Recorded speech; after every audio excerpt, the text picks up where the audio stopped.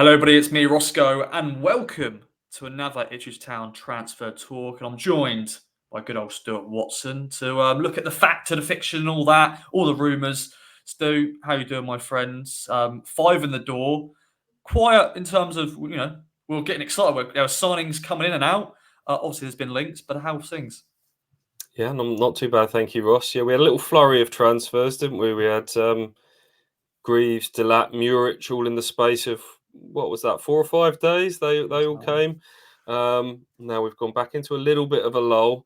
3 weeks till the season starts, remarkably, from tomorrow. So it's coming up quick, and there's still some business to be done for Ipswich Town. Some key positions that I think need a bit of competition and depth. So we'll try and go through some of the latest transfer stories, rumours, and right now for everybody.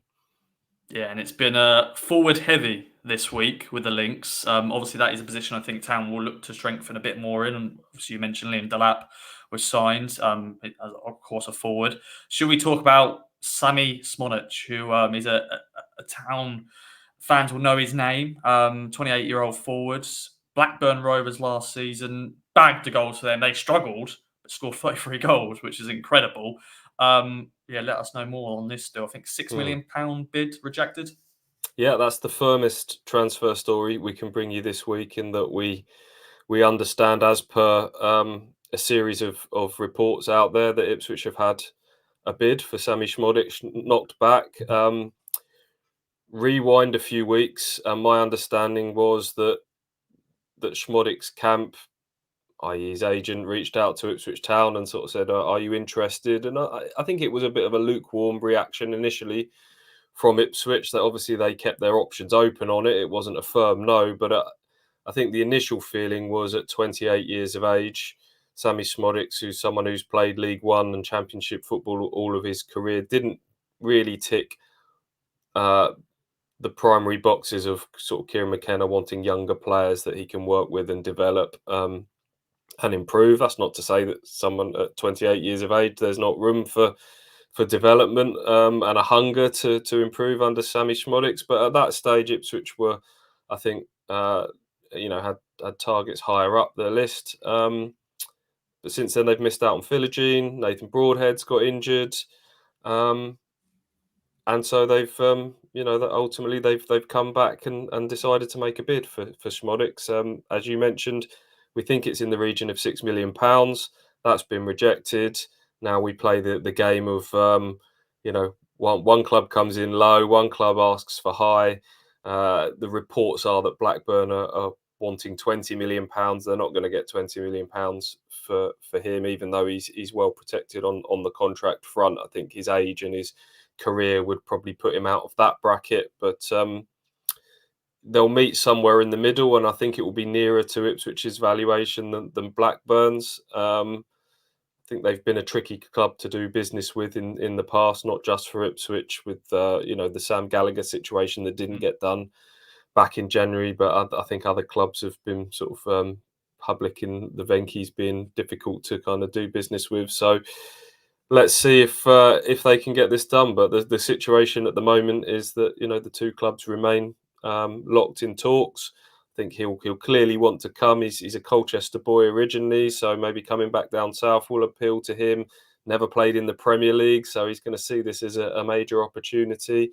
So yeah, if you'd have rewound to, I think, was it 2020, 2021 in the early League One days, when Sammy Szmodics scored for Peterborough twice at Portman Road and cupped his ears to the North Stand as a former Colchester boy, if you'd have said to me that Ipswich would be trying to sign him as a Premier League club, just a few years down the line, I wouldn't have believed you. But here we are.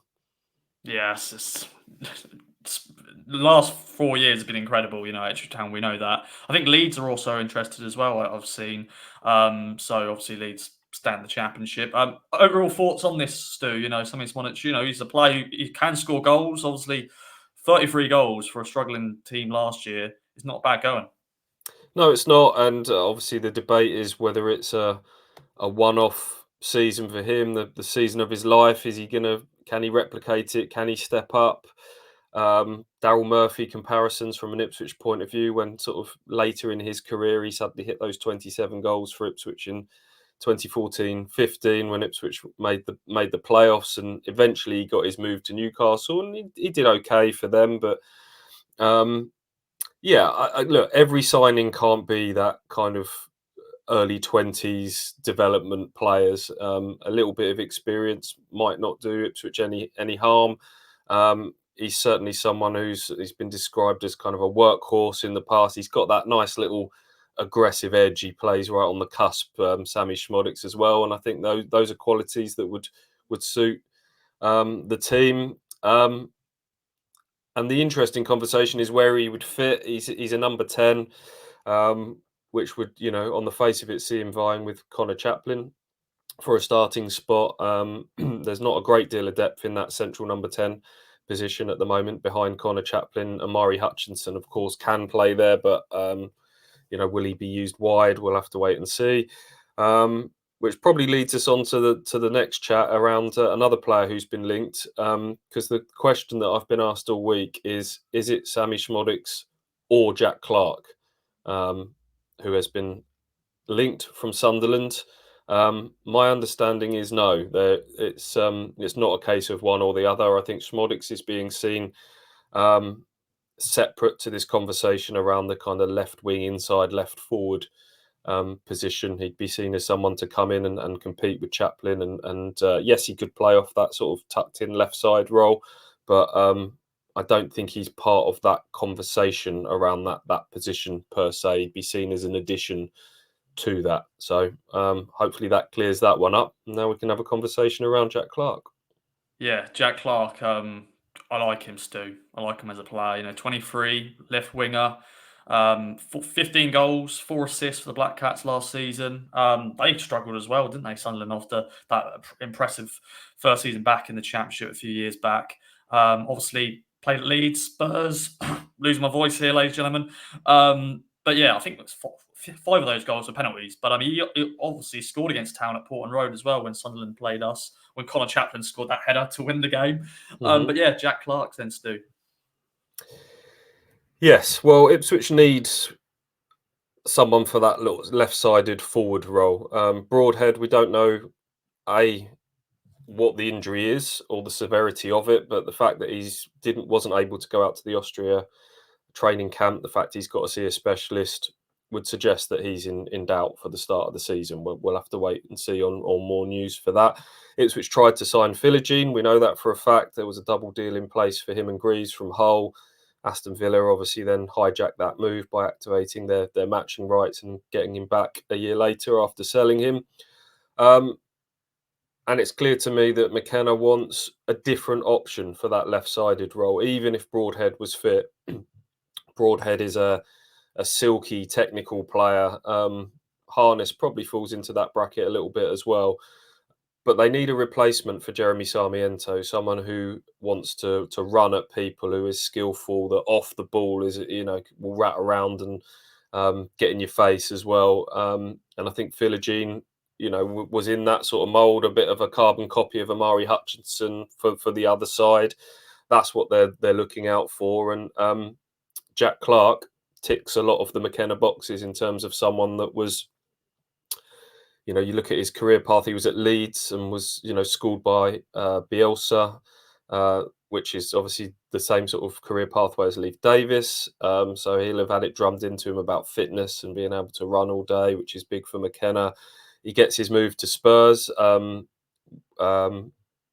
So there was obviously a feeling that he was Premier League ready at one stage. That was a £10 million move. Didn't quite work out for him there. Couldn't break in. And has ended up at Sunderland, where he really got fans off their seat last season. Fleet-footed, skillful player that loves to, his trademark move is sort of darting inside from the left and getting shots away off his right foot. Yes, some of those goals were penalties, but a lot of them were outside of the box goals as well. So, I know people are excited by it, and I don't want to dampen it too much. But my understanding is he's not the top priority at the moment. He's not top of that list for that position. He is certainly a player of interest. He's someone that the club have had discussions with over the course of this summer. But the report from iNews that says Ipswich are readying an £18 million bid, I think is a little premature from the conversations I've had.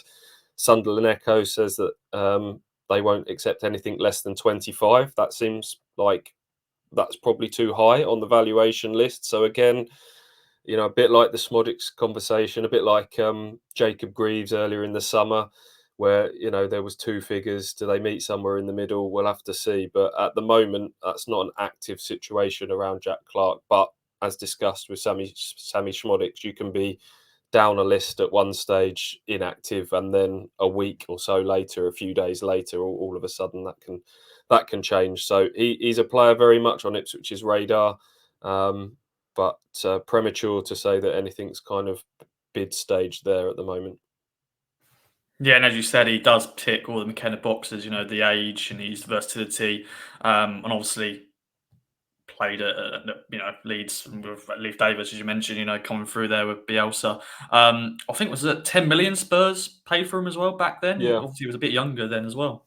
A little Mourinho link there as well. It wasn't Mourinho who signed him. I think that was the season when Mourinho came in sort of midway through the season, by which stage Clarke may have been out on loan by that stage. I'll have to look back at the timeline, but Mourinho will have had some dealings with Jack Clarke, and obviously there's the link there with Kieran McKenna, someone else that he can pick up the phone to and speak to about. But it's clear that there's some money left in the budget, Ross. Ipswich have spent best thick end of £60 million on the 5 players that they've signed so far, and we're talking about a £6 million bid in for Szmodics. We're talking about a left-sided attacker still to come. Ipswich were prepared to pay sort of 17-18 million pounds on Philogene, and I've just said that that's separate to Szmodics. We know that they were in for Flynn Downs, who ultimately went for 18 million pounds. So they're ready to spend a bit of money on a central midfielder as well. So, I think it's all starting to add up to this potentially being sort of, close to £100 million summer of spending, which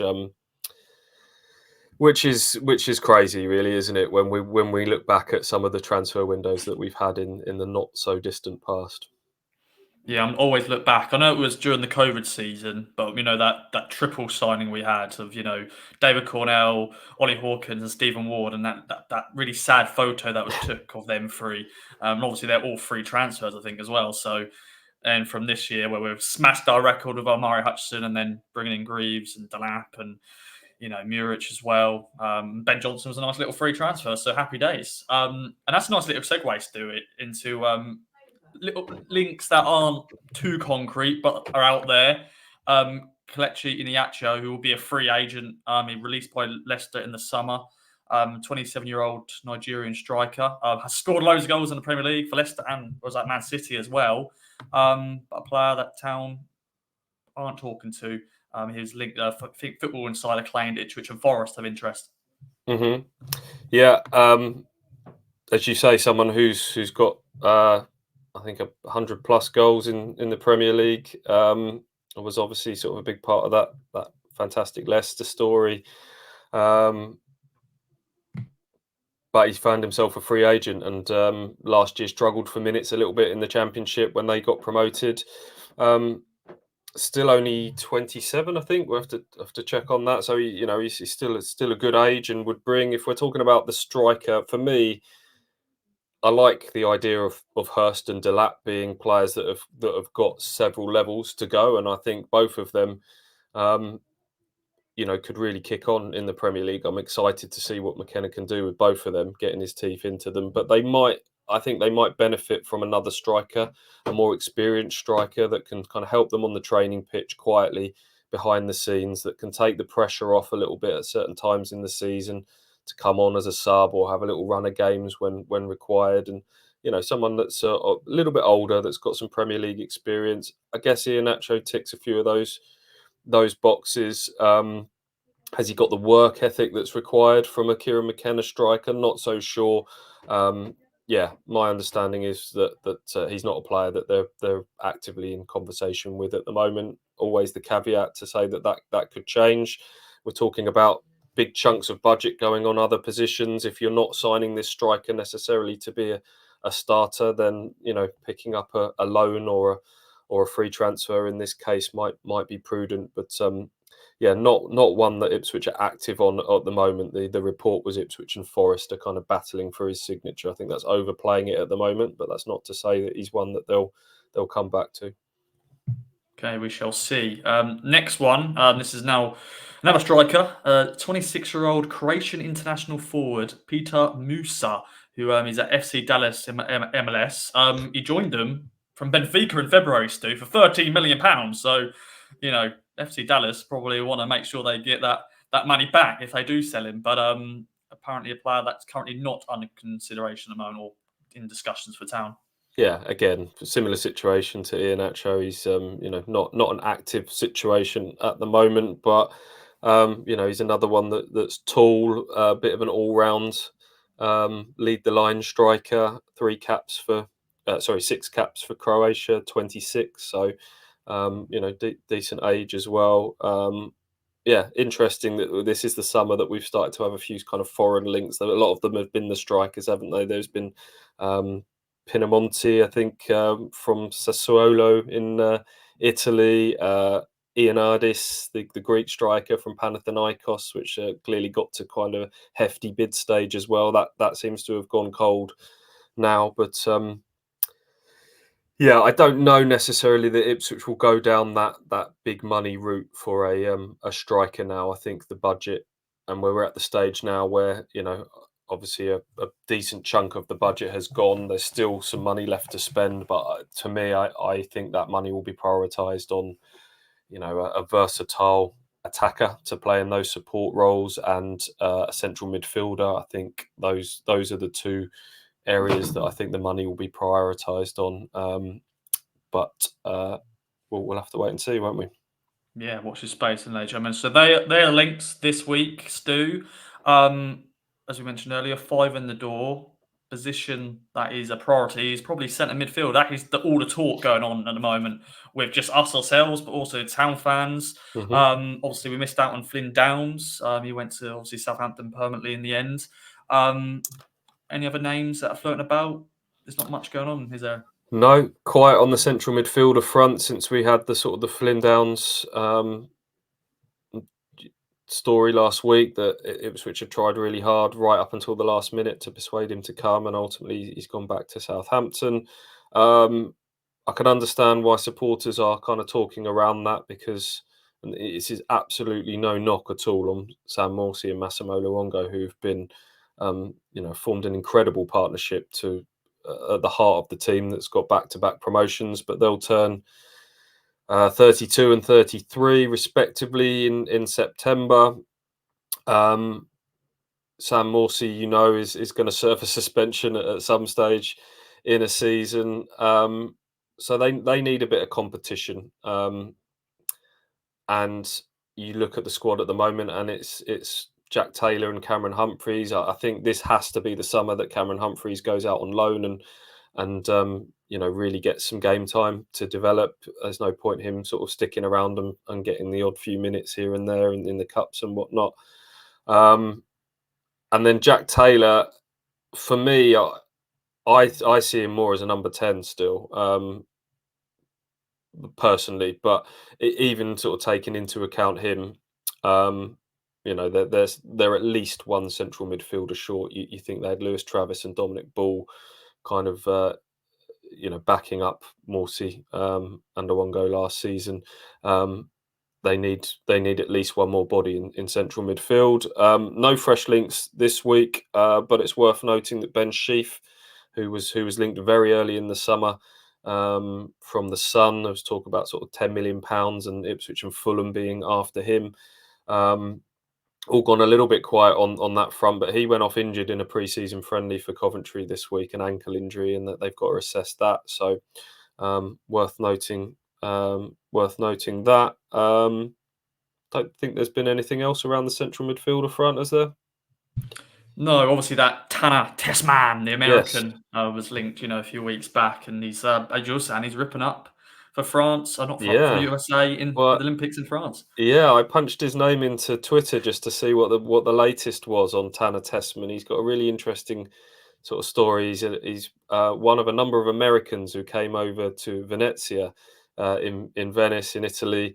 They've got American ownership. Part of a team that got promoted back to the top flight last season, has impressed a lot of people. There was talk that he was going to go to Inter Milan, and then they would loan him straight out. And Ipswich were very much in the conversation around that loan. The deal to Inter collapsed for various different explanations for that. If you search up reports as to whether he was being too sort of picky about where he'd be loaned out, whether it came down to pure financials, but that's off.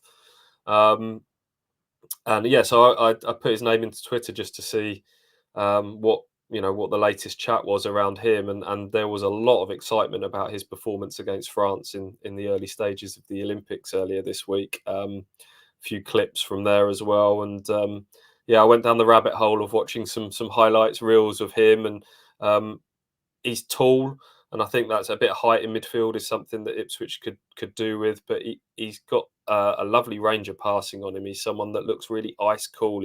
He sort of plays the game at his own pace. He gets the ball under pressure. He'll just sort of take his time, look up, and then nonchalantly spray a sort of 50-yard Hollywood ball into the path of someone.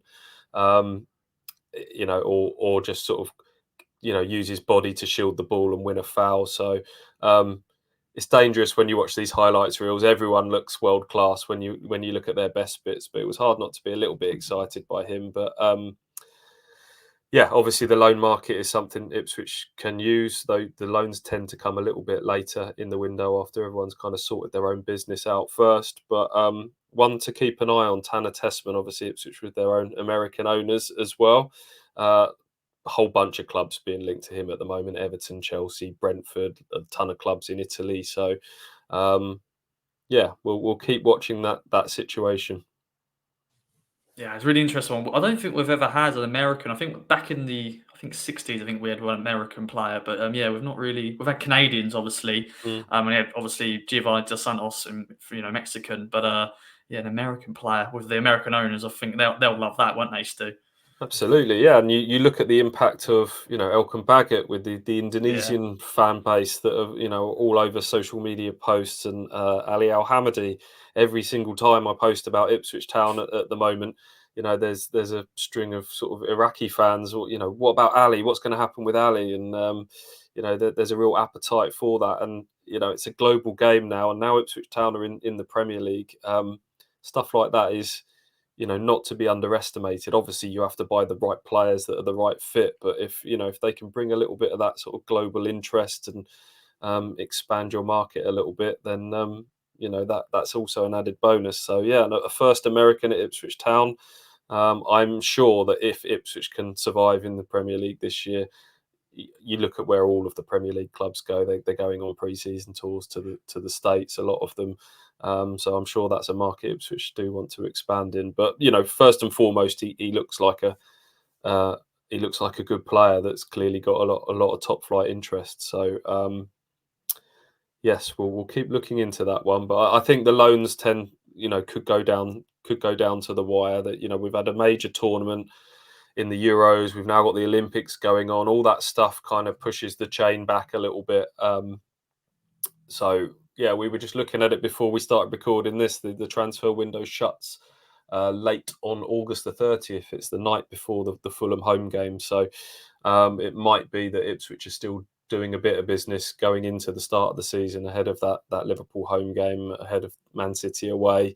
There'll still probably be a little bit of still bit of business to be done, I would say, in those first couple of weeks of the season. But 5 in at this stage, I think is a decent pace of business. They've got the shell of the squad there now. It's now just about adding a little bit of extra on top in the coming weeks.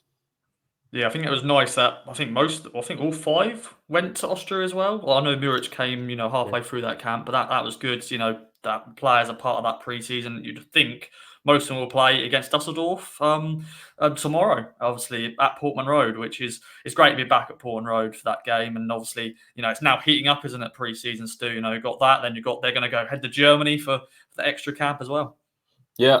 Hopefully, there's a few players, or at least a couple of players that weren't involved in the game against Shakhtar last weekend over in Austria that get their first minutes of pre-season. Amari Hutchinson was kind of held back last weekend. They're sort of conscious of the amount of football he played in his first senior season and not overdoing it for him. So hopefully, he'll get his first outing of pre-season tomorrow.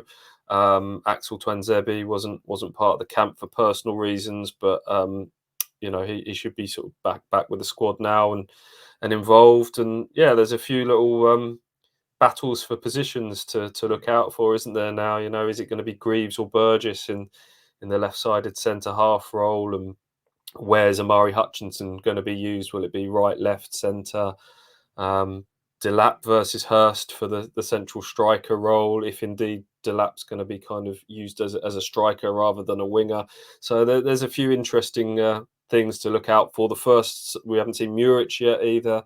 I was out with a few Ipswich fans last night, and there's a big debate around him and why did Vaz go and is he an upgrade? So I think everyone's interested to get the first glimpse of the big man in goal as well. So, and just seeing Portman Road again for the first time, it looks like an absolute building site at the moment. They've got so much work to do, reduced capacity because of that at Portman Road, but still hopeful of 15,000 plus at Portman Road for a pre-season game, which is not to be sniffed at all, is it? So, looking forward to it. It's hotting up.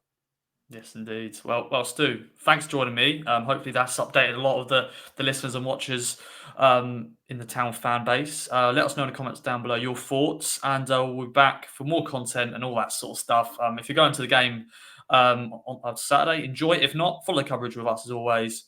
Bye-bye for now.